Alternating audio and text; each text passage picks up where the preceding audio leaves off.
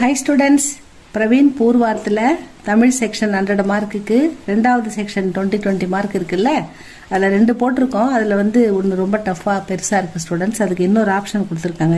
இரட்டை காப்பியங்களும் இம்பார்ட்டண்ட்டு தான். இது கொஞ்சம் ஈஸியாக இருக்கிறதால இதை நீங்கள் படிச்சுக்கலாம் ஸ்டூடெண்ட்ஸ். இது பார்க்கலாமா?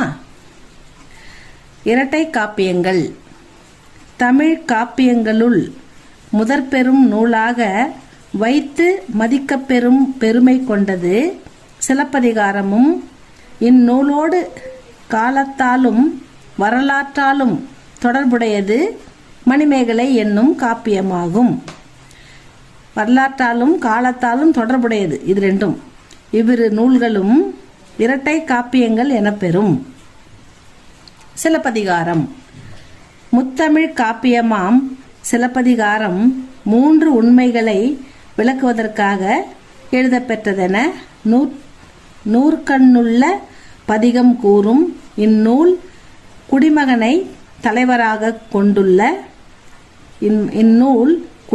குடிமக்களை தலைவராக கொண்டுள்ளதால் குடிமக்கள் காப்பியம் எனவும் அழைக்கப்பெறுதல் இதன் சிறப்பாகும்.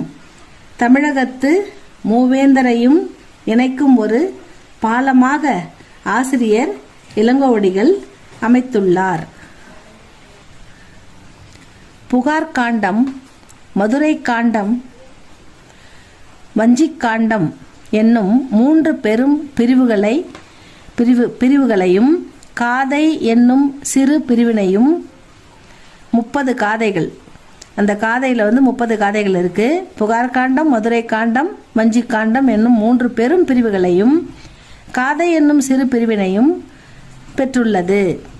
கதையை தழுவிய பாடற்பகுதி காதை எனப்படும். இந்த கதையை தழுவிய பாடற்பகுதி தான் நமக்கு காதை என்று அழைக்கிறாங்க.